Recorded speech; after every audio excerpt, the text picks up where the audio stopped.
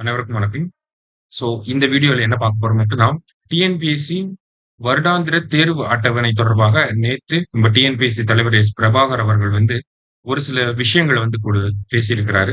அதுல நமக்கு தேவையான விஷயங்கள் என்னெல்லாம் சொல்லியிருக்காரு அப்படிங்கிறத பார்க்க போறோம். ஓகேங்களா? அதான் தலைப்புல குடுத்திருக்காங்க. எந்த பதவிகளுக்கு என்னென்ன போட்டித் தேர்வுகள் 2026க்கான டிஎன்பிஎஸ்சி வருடாந்திர தேர்வு அட்டவணை டிசம்பரில் வெளியீடு அப்படிங்கிறத சொல்லியிருக்காங்க. ஓகேவா? பொதுவா நம்ம ஆனுவல் பிளானர் அப்படிங்கிறத எக்ஸ்பெக்ட் பண்ணுவோம். பொதுவாக இந்த வருஷம் என்ன ஒரு டாக் போயிட்டு இருக்கு ஆஸ்பிரன்ட்ஸ் மத்தியில அப்படின்னா, இந்த வருஷமே வேகன்சிஸ் எல்லாம் கம்மியா தான் இருக்கு. அடுத்த வருஷம் எலக்ஷன் வேற இருக்கு. அதனால எக்ஸாம்ஸ்லாம் நடக்கிறது கொஞ்சம் டவுட் தான் அப்படிங்கிற ஒரு கண்ணோட்டம் எல்லார் மத்தியிலும் இருக்குது. அது இயல்பான ஒரு விஷயம் தான்.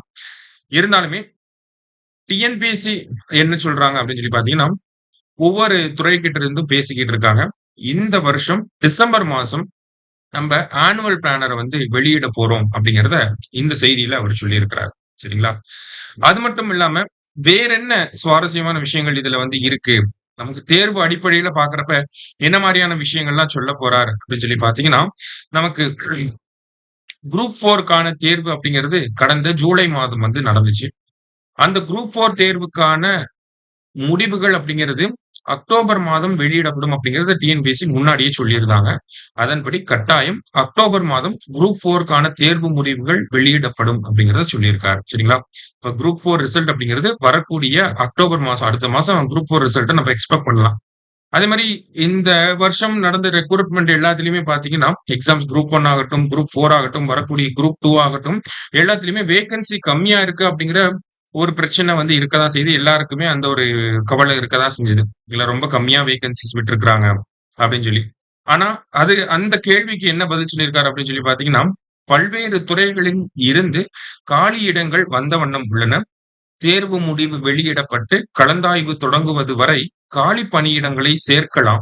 எனவே காலியிடங்களின் எண்ணிக்கை நிச்சயம் அதிகரிக்கும் அப்படிங்கிறத சொல்லியிருக்காரு. ஓகேவா? அதாவது என்ன சொல்ல வர்றாரு அப்படின்னு சொல்லி பார்த்தீங்கன்னா, ரிசல்ட்ட டிக்ளேர் பண்ணி கவுன்சிலிங் ஸ்டார்ட் பண்ற வரைக்கும் இருக்கக்கூடிய அந்த கேப் வரைக்குமே நம்மனால என்ன பண்ண முடியும்? அடெண்டம் போட்டு வேக்கன்சிஸ அதிகப்படுத்துறதுக்கான அதிகாரம் டிஎன்பிஎஸ்சிக்கு இருக்கு. அதனால காலி இடங்களுடைய எண்ணிக்கை கட்டாயம் அதிகரிக்கும். அத பத்தின கவலை தேர்வர்களுக்கு வேண்டாம் அப்படிங்கிறது தான் இந்த இடத்துல சொல்றார். அடுத்ததா பார்த்தீங்க அப்படின்னா, போன வருஷம் இந்த டெக்னிக்கல் எக்ஸாம் நடந்துச்சு. தொழில்நுட்ப பணிகளுக்கான தேர்வுகள் நடந்துச்சு. நேர்காணல் அதாவது நான் இன்டர்வியூ போஸ்ட்க்கான எக்ஸாம் நடந்துச்சு. அது மட்டும் இல்லாம உதவி சுற்றுலா அலுவலர் அப்படிங்கிற கிரேட் 2க்கான போஸ்டிங்குமே அந்த போஸ்டிங்க்கான எக்ஸாமே நடந்துச்சு. அது சிலர் அது தொடர்பாக ஒரு சில சந்தேகங்கள் டிஎன்பிஎஸ்சிக்கு இருக்கிறனால, அதனுடைய முடிவுகள் சரியான பதில்கள் வந்ததுக்கு அப்புறமா வெளியிடப்படும் அப்படிங்கிறத சொல்லியிருக்காங்க. ஓகேவா? அப்ப இதிலிருந்து நம்ம என்ன எடுத்துக்கலாம் அப்படின்னா, குரூப் 4க்கான முடிவுகள் அடுத்த மாதம் வெளியிடப்பட இருக்கு. அதே மாரி வேக்கன்சிஸ் கட்டாயம் இன்கிரீஸ் ஆக போகுது அப்படிங்கிறத டிஎன்பிஎஸ்சி சேர்பர்சனே சொல்லியிருக்கிறாங்க.